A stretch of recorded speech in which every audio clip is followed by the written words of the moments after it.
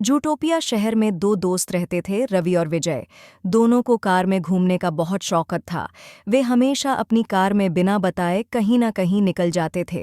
एक रात वे दोनों जंगल में जा पहुंचे और वहां उनकी कार अचानक खराब हो गई। दोनों रात के अंधेरे में जंगल के अंदर मदद के लिए भटकते रहे, लेकिन आसपास कोई घर नहीं था सिवाय एक हवेली के।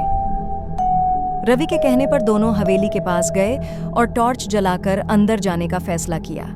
लेकिन उन्हें नहीं पता था कि यह उनकी जिंदगी की सबसे बड़ी भूल है, क्योंकि इस हवेली में बरसों पुरानी आत्मा मंजुलिका की आत्मा रहती है, जो राजा महाराजाओं के ज़माने से यहाँ हर नए शिकार की तलाश में रहती है।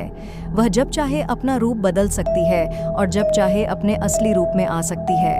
रवि और विजय टॉर्च लेकर हवेली के अंदर जाते हैं और उन्हें वहाँ एक लाइब्रेरी दिखती है जिसमें बहुत पुरानी पुरानी किताबें धूल में ढकी हुई थीं। वे लाइब्रेरी से आगे बढ़कर एक कमरे में जाते हैं जहां उन्हें सिर्फ दीवारों पर पुरानी तस्वीरें दिखती हैं। दोनों बहुत घबराए हुए होते हैं और एक दूसरे को देखने लगते हैं। तभी सामने से एक सुंदर लड़की आती है, जो और कोई नहीं बल्कि मंजुलिका ही थी। उसने अपना रूप बदलकर दोनों के सामने आकर रुकी। विजय ने पूछा, तुम कौन हो और इस जंगल में इस वीरान हवेली में क्या कर रही हो? तब मंजुलिका ने जवाब दिया, मेरा नाम मंजुलिका है और यह वीरान हवेली ही मेरा घर है। जो कोई भी इस हवेली में आता है वह कभी लौटकर नहीं जाता। मंजुलिका अपना घूंघट ऊपर करती है और एक डरावनी मुस्कान के साथ कहती है, इस हवेली के अंदर ही तुम्हें यहाँ के दरवाजे की चाबी मिलेगी जिससे बाहर जा सकते हो, लेकिन तुम्हारे पास सिर्फ आज की रात का ही वक्त है। सुबह तक निकल गए तो ठीक, वरना हमेशा हमेशा के लिए तुम दोनों यहीं मेरे गुलाम बनकर रह जाओगे। रवि और विजय की यह सुनकर हालत खराब हो जाती है। उनके पसीने नहीं रुकते और डर के मारे वहां से भागने लगते हैं। लेकिन मंजुलिका की आवाज पूरी हवेली में गूंज रही होती है, या तो चाबी ढूंढकर आजाद हो जाओ या फिर अपनी मौत का इंतजार करो। रवि और विजय एक जगह बैठकर फैसला करते हैं कि उन्हें हर हाल में चाबी ढूंढनी पड़ेगी, वरना अपनी जान गंवा देंगे।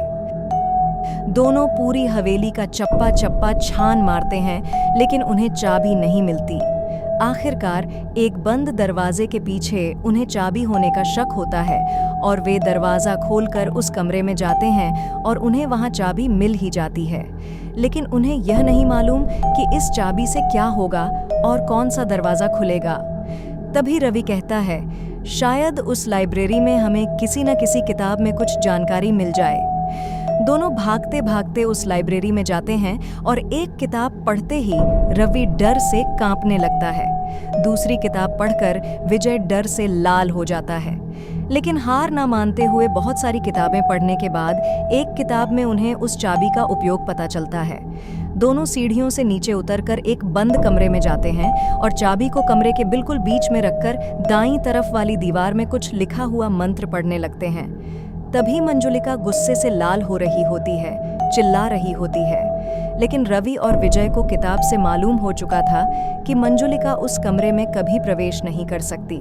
मंत्र पढ़ते पढ़ते अचानक से दीवार टूट जाती है और सामने रास्ता साफ नजर आता है। दोनों अपनी जान बचाकर हवेली से बाहर निकलते हैं और भागते भागते अपने घर पहुंचते हैं और कसम खाते हैं कि आज के बाद कभी भी रात को जंगल की तरफ नहीं जाएंगे। लेकिन वे किताब पढ़ते वक्त इतने डरे क्यों थे? आखिर उस किताब में क्या लिखा था? जानने के लिए कमेंट करें।